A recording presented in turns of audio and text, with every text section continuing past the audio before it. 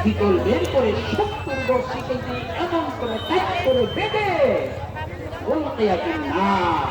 জাহান্নামে নিক্ষেপ করা হবে বলেন না যদি বাবা কি অবস্থা হবে তখন কি অবস্থা হবে আমার আপনার সেই হাসরের মাঠে যখন আল্লাহ পাক এরকম ঘোষণা হাসরের মাঠে আচ্ছা দেখো দেখা যাচ্ছে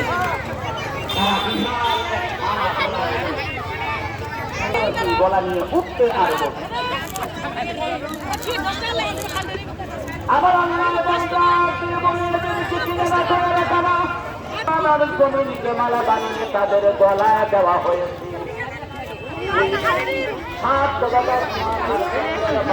গলায় দিয়ে আর বসে আমার আল্লাহ পাক বলেন এরা হলো জনদস্যুর দল বাংলাদেশের জমিনে ভারতের জমিনে মুসলিম ভারতের জমিনে এরা কাশ্মীরের জমি দখলকারীর দল এরা ফিলিস্তিনের মাটি জমি দখল করার দল এরা বাংলাদেশের বিরোধী দল এরা এদের মাটি গরু তারা পাকড়াও করে তাদের দখল করে নিয়েছিল এদেরকে অসহায় দেবে তাদেরকে নির্যাতন করেছিল আল্লাহর নবী আরো সহজ করে বলেন আমার উম্মতের শুনে রাখো আমি রাসূল ঘোষণা দিলাম এক হাত নিয়ে যায় পরে হাত অর্থ হাত যারা বলা হবে আল্লাহ এই কবিতার শাস্তি বলেন না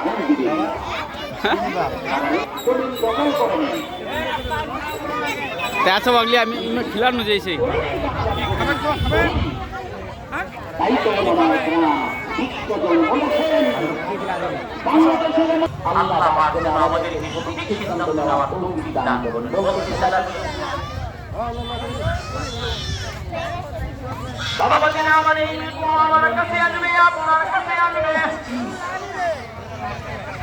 আমার আল্লাহ পাক রব্বুল আলামিন সেই যন্ত্রণাদায়ক শাস্তি আপনাকে আমাকে দুনিয়া থেকে নিয়ে যাবে হয়েছে আমাদের হয়ে গেছে হ্যাঁ গেছে দাঁড়ো আরো দেখাবো আল্লাহর নবী ঈসা আলাইহিস সালাম তিনি যে কোনো কবরের পাশে আল্লাহর ঈসা আলাইহিস সালাম একজন কবরবাসীর কাছে গিয়ে বললেন তার কাছে ছিল আর মুসলমানেরা বলল বিসমিল্লাহ আমি তার চামড়াটা টেনে টেনে ছিনে নেওয়া হয় তাহলে যেই পরিমাণ নাই না কষ্ট হবে রে এর চেয়ে বেশি কষ্ট হয় একজন মানুষের জান যখন তার রূহটা বের হয় ও আমার বাবা যেটা গো আমার নবী আপনার নবী সাইয়্যিদুল কাউনাইন আমার আল্লাহর দোস্ত প্রিয় হাবিব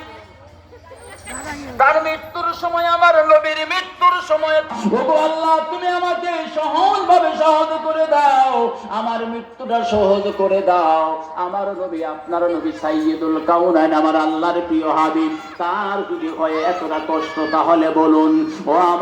আমার বাবাজিরা আমার আল্লাহর নবীর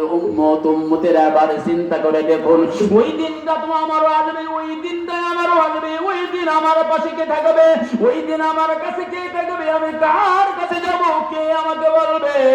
আল্লাহ নবী তিরমিজি শরীফের হাদিসের ভিতরে বলেন এবার দেখা যাবে হাসরের মাঠে যখন মানুষগুলিকে বলবে জান্নাত আর জাহান্নামের ফয়সালা হয়ে যাবে জান্নাতের দলগুলি জান্নাতের দিকে যাওয়া শুরু করে দিবে জাহান্নামীদেরকে পাকড়াও করে জাহান্নামে যখন দেওয়া হবে রে বাবা জাহান্নামীরা যখন জাহান্নামের লাইন দিয়ে জান্নাতে যেতে থাকবে তাদেরকে পাকড়াও করে শিকল দিয়ে নিয়ে যাওয়া হচ্ছে জাহান্নামের দিকে এমত অবস্থায় জাহান্নামের কাছাকাছি চলে গেল